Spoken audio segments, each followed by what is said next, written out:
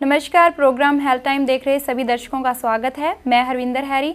जैसा कि आप जानते हैं कि हम अपने प्रोग्राम के जरिए आपको विभिन्न जानकारियां देते हैं और आज हम मौजूद हैं फेज 8 मोहाली में कॉस्मो हॉस्पिटल में, जहां डॉक्टर मनजीत सिंह सेखो जो कॉस्मो हॉस्पिटल के मैनेजिंग डायरेक्टर हैं और खुद चाइल्ड स्पेशलिस्ट हैं, हमें जानकारी देंगे कि बच्चों की बीमारियों के बारे में और उनके इलाज के बारे में। और दर्शकों, आपकी जानकारी के लिए मैं बता दूं कि कॉस्मो हॉस्पिटल ट्राई सिटी का सबसे बड़ा जच्चा बच्चा हॉस्पिटल है और डॉक्टर सेखों पिछले 28 साल से बच्चों का इलाज कर रहे हैं, जिसमें इंटेंसिव केयर भी शामिल है। सबसे पहले डॉक्टर सेखों, आपका हमारे प्रोग्राम हेल्थ टाइम में बहुत बहुत स्वागत है। थैंक यू हैरी, आपने मुझे इस प्रोग्राम पे बुलाया, इसका आपका बहुत बहुत शुक्रिया।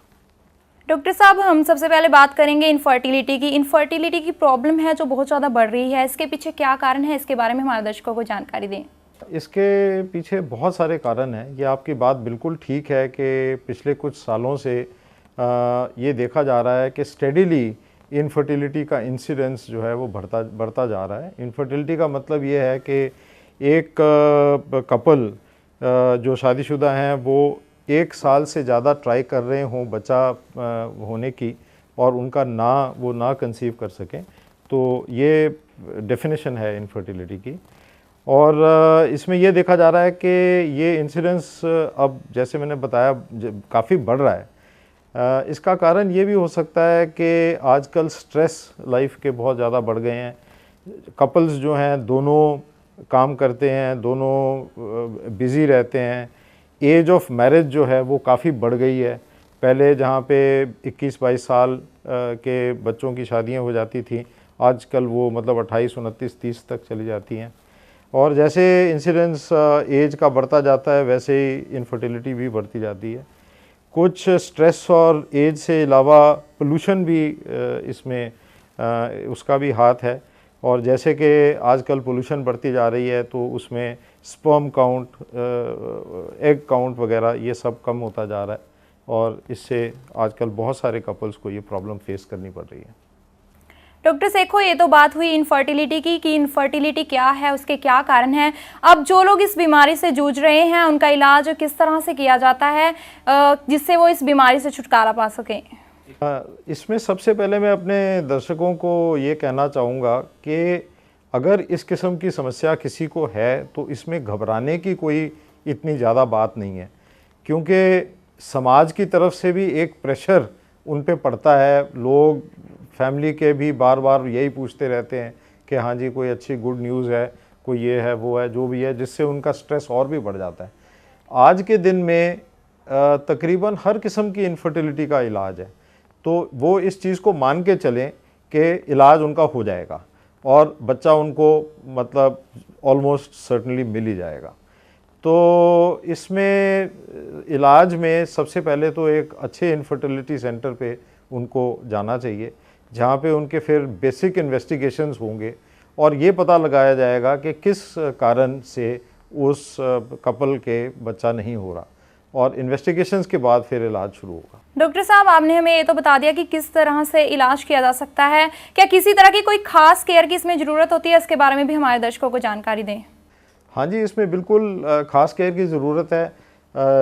जो इनफर्टिलिटी स्पेशलिस्ट हैं, जैसे वो फॉलोअप के लिए बुलाते हैं, जैसे वो टेस्ट कंडक्ट करते हैं, वो सब चीज़ों पर कपल को अपना टाइम निकाल कर आना ज़रूरी है। और जो अप्रोप्रिएट इलाज, जो उनके लिए जो उचित इलाज है, वो जब शुरू किया जाता है तो उसको प्रॉपर्ली उसको फॉलोअप करना चाहिए।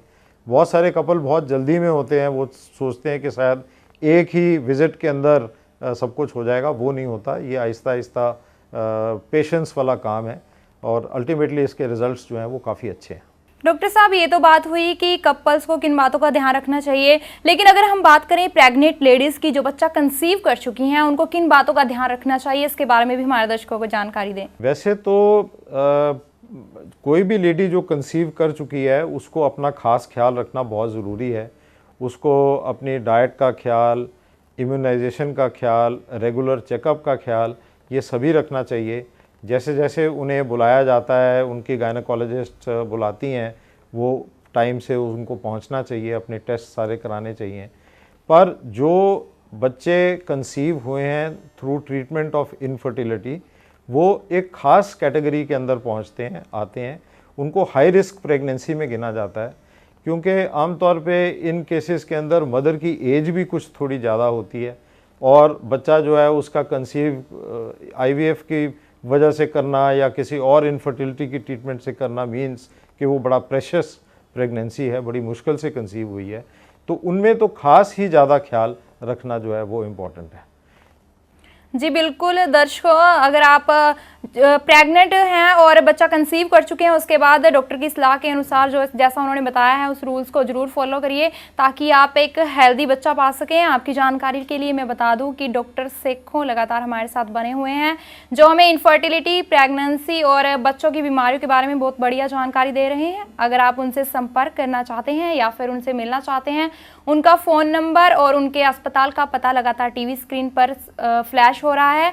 अगर आप उनसे ईमेल आईडी के जरिए संपर्क करना चाहते हैं या फिर वेबसाइट पर संपर्क करना चाहते हैं तो हॉस्पिटल की मेल आईडी और वेबसाइट लगातार टीवी स्क्रीन पर फ्लैश हो रही है। डॉक्टर साहब, आपने बात की हाई रिस्क प्रेगनेंसी की। ये हाई रिस्क प्रेगनेंसी क्या होती है, इसके बारे में हमारे दर्शकों को जानकारी दें। हाई रिस्क प्रेगनेंसी वो होती है जहाँ पे हमें थोड़ा शक हो कि ये बच्चा अपने पूरे टाइम तक नहीं पहुँच सकेगा, या अगर ये पूरे टाइम तक पहुंचता भी है तो ये अंदर कमज़ोर बच्चा होगा, जो कि कमज़ोर ही पैदा होगा। तो हाई रिस्क प्रेगनेंसीज जो इनफर्टिलिटी की ट्रीटमेंट होती है उसके बाद में प्रेगनेंसीज हाई रिस्क ही मानी जाती हैं। कई बार एक से ज़्यादा बच्चा भी होता है, जैसे कि ट्विन्स यूट्रस के अंदर या बच्चे के मदर के पेट के अंदर ट्विन्स हों, ये भी हो सकता है। और इस किस्म के बच्चे जो हैं उनको हम बड़ी क्लोजली मॉनिटर करते हैं, मतलब तकरीबन हर 15 दिन के बाद इनको चेक करते हैं कि इनका ग्रोथ जो है पेट के अंदर ठीक हो रही है कि नहीं। और जहाँ पे हमें ज़रा सा भी शक पड़ता है कि ये बच्चा अंदर ग्रो नहीं कर रहा, तो फिर हम हो सकता है उन पेशेंट्स को एडमिट भी कर लें और ऐसी स्टेज तक बच्चे को ले जाएं जहाँ पर वो मदर के पेट से बाहर भी जीवित रखा जा सकता है। बेशक वो प्रीमेच्योर भी हो तो उसको हम निकाल लें जब हमें ये लगता है कि इसके चांसेस बाहर ज़्यादा हैं और मदर के पेट के अंदर कम है, तो हम फिर उसको निकाल लेते हैं बच्चे को। जी डॉक्टर साहब, आपने यहाँ पर बात हो रही है हाई रिस्क प्रेगनेंसी की। अगर आपके पास इस तरह का कोई केस आता है तो आप उसको किस तरह से हैंडल करते हैं? हैरी, जैसे मैंने आपको अभी बताया है, बिल्कुल उसी तरह हैंडल करते हैं, इन्हें क्लोजली मॉनिटर करते हैं।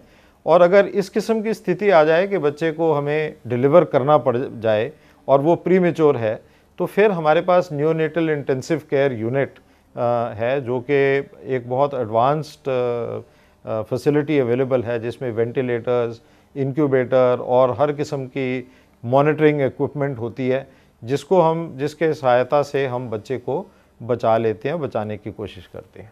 डॉक्टर सेखों, ऐसे बच्चे जो हाई रिस्क डिलीवरी के बाद पैदा होते हैं, ऐसे बच्चे कई बार टाइम से पहले डिलीवर होने की वजह से या फिर प्रॉपर केयर ना मिल पाने की वजह से कमज़ोर होते हैं। ऐसे बच्चों की केयर के लिए क्या क्या फैसिलिटीज़ होना ज़रूरी है? आज से कुछ साल पहले ये माना जाता था कि अगर बच्चा 28 हफ्ते प्रेगनेंसी से पहले डिलीवर हो गया है तो उसे नॉन वायबल गिना जाता था। नॉन वायबल मतलब कि वो सर्वाइव नहीं करेगा। पर अब आधुनिक जो इक्विपमेंट आ गई है, जैसे कि वेंटिलेटर्स हैं और बड़ी एक्यूरेट मॉनिटरिंग इक्विपमेंट है, उसके साथ इवन 26 हफ्ते तक के बच्चे जो हैं वो बचाए जा सकते हैं। मैं आपको अंदाज़ा देता हूं कि बच्चे जिनका वेट तकरीबन 600 ग्राम है, आप एवरेज हेल्दी नॉर्मल बच्चा जो है 3 किलो का होता है, पर 600 ग्राम तक के बच्चे जो हैं वो बच सकते हैं अगर उनका प्रॉपर फैसिलिटी अवेलेबल हो, जैसे कि हमारे हॉस्पिटल में है, तो वो बचाए जा सकते हैं। डॉक्टर साहब, यहाँ बात हो रही है फैसिलिटीज़ की। ऐसे बच्चों के लिए जो किसी वजह से कमज़ोर रह गए हैं या फिर जिन्हें स्पेशल केयर की ज़रूरत है, आपके हॉस्पिटल में कौन कौन सी फैसिलिटीज़ मौजूद हैं ऐसे बच्चों के लिए? इसमें हमारे पास न्यूनेटल इंटेंसिव केयर यूनिट, जिसको शॉर्ट में निकू कहा जाता है, वो अवेलेबल है और उसके अंदर तकरीबन हर किस्म की आज की आधुनिक इक्विपमेंट जो है वो अवेलेबल है। जैसे कि मैंने आपको बताया, वेंटिलेटर अवेलेबल हैं, ऐसे ख़ास वेंटिलेटर जो बहुत छोटे बच्चों में यूज़ होते हैं, हाई फ्रीक्वेंसी ऑसिलेटर इनको कहते हैं, वो मतलब एक नया कॉन्सेप्ट है वेंटिलेशन में, वो भी हमारे पास अवेलेबल है। इससे अलावा incubators, trend nurses, monitoring equipment, multi para monitors वगैरह, ये सब अवेलेबल है। जी बिल्कुल दर्शकों, डॉक्टर सेखो हमें इनफर्टिलिटी, प्रेगनेंसी और बच्चों की बीमारियों से संबंधित विभिन्न प्रकार की जानकारियां दे रहे हैं। अगर आप भी किसी भी तरह की कोई जानकारी लेना चाहते हैं तो आप डॉक्टर सेखो से संपर्क कर सकते हैं या फिर उनसे अस्पताल में आकर भी मिल सकते हैं। उनका फ़ोन नंबर और उनके अस्पताल का पता लगातार टीवी स्क्रीन पर फ्लैश हो रहा है। दर्शकों, मैं एक बार बात और आपको बता दूं कि यदि आप उनसे मेल आईडी पे संपर्क करना चाहते हैं या फिर वेबसाइट पर संपर्क करना चाहते हैं तो हॉस्पिटल की मेल आईडी और वेबसाइट भी लगातार टीवी स्क्रीन पर फ्लैश हो रही है। जी दर्शकों, इसके अलावा आप उन्हें एसएमएस भी कर सकते हैं। एसएमएस करने के लिए फ़ोन नंबर टीवी स्क्रीन पर फ्लैश हो रहे हैं। इसके अलावा मैं आपको एक बात और बता दूं कि किसी वजह से अगर उनका फ़ोन नहीं लगता या फिर बिजी आता है तो आप उन्हें थोड़ी देर बाद या फिर अगले दिन भी कॉल कर सकते हैं। डॉक्टर साहब, यहाँ बात हुई इनफर्टिलिटी और प्रेगनेंसी की। अगर हम जनरल पॉपुलेशन की बात करें तो बच्चों में कौन कौन सी बीमारियाँ हैं जो आम पाई जाती हैं? आजकल देखने में आ रहा है कि जो बीमारियां शुरू से चलती आ रही हैं, इन्फेक्शंस और ये वो सब, ये तो चल ही रही हैं, पर जो ख़ास एक बीमारी जो बढ़ती जा रही है हमारे बच्चों में, वो एलर्जी की बीमारियां हैं। और इसके अंदर ख़ास करके ब्रोंकियल एस्थमा, जो कि एक बच्चे के लिए बड़ी तकलीफ़ देने वाली बीमारी है, वो उसके इंसिडेंस जो हैं वो बहुत ज़्यादा आ रहे हैं और इनका डायग्नोसिस और ट्रीटमेंट जो है करना बहुत ही ज़रूरी है। डॉक्टर साहब, यहाँ आपने हमें बताया कि बच्चों में जो मेन प्रॉब्लम्स हैं वो ज़्यादातर आ रही हैं एलर्जी की और अस्थमा की। ऐसे बच्चे जो इन बीमारियों से पीड़ित हैं, उन बच्चों का इलाज कैसे करना चाहिए और पेरेंट्स को किन बातों का ध्यान रखना चाहिए जिससे उनके बच्चे इन बीमारियों से ग्रस्त ना हों? ब्रोंकियल एस्थमा एक ऐसी बीमारी है जो कि पेरेंट्स को एक बार हिला के रख देती है। इसके जो नए आजकल ट्रीटमेंट हैं वो इन्हेलेशन थेरेपी है, जिसमें जो दवाई है वो बच्चे को हवा के साथ मिक्स करके किसी इंस्ट्रूमेंट के ज़रिए सीधी चेस्ट में दी जाती है। इसके कई तरीके हैं, एक नेबुलाइजेशन होती है, एक इन्हेलर होते हैं, एक ड्राई पाउडर इन्हेलर होते हैं। ये सभी अब आजकल बड़ी इजीली उपलब्ध हैं। प्रॉब्लम सिर्फ ये आती है कि पेरेंट्स जो हैं वो इन मेथड्स को एक्सेप्ट करने में थोड़ा झिझकते हैं। जैसे ही उनका नाम वो सुनते हैं कि ये एलर्जी है, ये ब्रोंकियल एस्थमा है, तो एक तरह से वो डिनाइल में चले जाते हैं।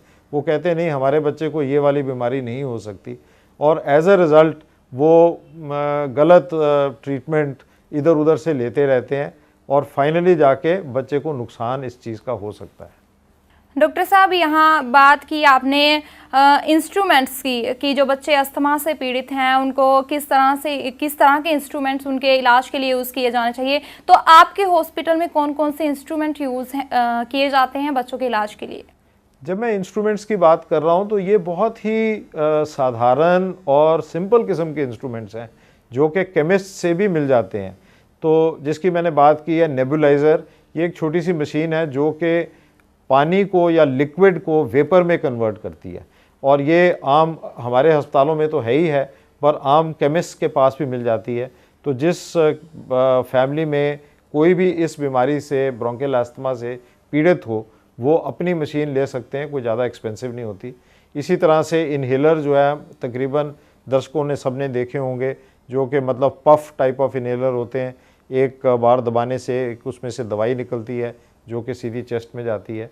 तो ये कोई मशीनों में कोई इतनी प्रॉब्लम नहीं है, सिर्फ इसको एक्सेप्ट करना, पेशेंट्स के लिए ये एक्सेप्ट करना ये ज़रूरी है। डॉक्टर साहब, आपने अभी बात की थी कि जो पेरेंट्स होते हैं अगर उनके बच्चों को अस्थमा हो जाए लेकिन उस बात को वो सीरियस नहीं लेते कि हमारे बच्चों को ऐसी प्रॉब्लम हो ही नहीं सकती, तो केस बहुत ज़्यादा सीरियस हो जाता है इस स्थिति में। तो ऐसे बच्चों को किस तरह से हैंडल किया जाता है जिनको बहुत ज़्यादा उनकी प्रॉब्लम बहुत ज़्यादा बढ़ चुकी है, पेरेंट्स ये ध्यान ना देने की वजह से या फिर कहीं बाहर से दवाइयाँ लेने की वजह से, तो ऐसी हालत में क्या किया जाना चाहिए? ये आपने एक बहुत ही उचित और इम्पॉर्टेंट क्वेश्चन पूछा है। इस किस्म की स्थिति में कोई चारा ही नहीं रहता, पेरेंट्स खुद ही रियलाइज़ कर लेते हैं कि अब बच्चे को अब बिल्कुल सांस नहीं आ रहा, उसको ऑक्सीजन की ज़रूरत है, उसको एडमिशन की ज़रूरत है, और उनको अल्टीमेटली किसी अस्पताल में आना ही पड़ता है। तो जहाँ पे उन्हें फिर दवाइयाँ सब वही दी जाती हैं जो पहले उनको एडवाइस की थी, और जब उनका असर वो देखते हैं कि ये वाकई एकदम ठीक हो गया बच्चा, तो फिर वो कन्विंस हो जाते हैं कि हाँ यही इलाज जो है ये उचित है। सो उनको डील यही करना पड़ता है, एडमिट करना पड़ता है फिर। जी बिल्कुल, जैसा डॉक्टर साहब ने बताया कि बच्चों के मामले में बिल्कुल लापरवाही ना बरतें ताकि आपके बच्चों को किसी तरह की कोई बीमारी का सामना ना करना पड़े। डॉक्टर साहब, प्रोग्राम के आखिर में हम चाहेंगे कि आप हमारे दर्शकों को कोई ना कोई मैसेज ज़रूर दें। मेरे सभी दर्शकों को ये मैसेज है कि सेहत जो है वो सबसे ज़्यादा ज़रूरी हमारा एक किस्म का धन है, और इस धन को हम गंवाएं ना और अपना ख्याल रखें। जो उचित चीज़ें हैं वो करें, और ख़ास करके अडल्ट पेशेंट्स के लिए ये कहा जा सकता है कि कोई नशे वगैरह इनको बिल्कुल छोड़ दें, त्याग दें, क्योंकि ये सेहत के लिए हानिकारक हैं। मैं तो यही समझता हूँ कि दर्शकों को यही सलाह देनी चाहिए। डॉक्टर साहब, आप हमारे प्रोग्राम में आए और हमें इतनी अच्छी जानकारी दी, उसके लिए आपका बहुत बहुत धन्यवाद। Thank you. दर्शकों, ये थे डॉक्टर मनजीत सिंह सेखों जी, जिन्होंने हमें इनफर्टिलिटी, प्रेगनेंसी और बच्चों से संबंधित विभिन्न प्रकार की जानकारियां दी। अगले प्रोग्राम में फिर से हाजिर होंगे, तब तक के लिए मुझे यानी हरविंदर हैरी को दीजिए इजाज़त। नमस्कार।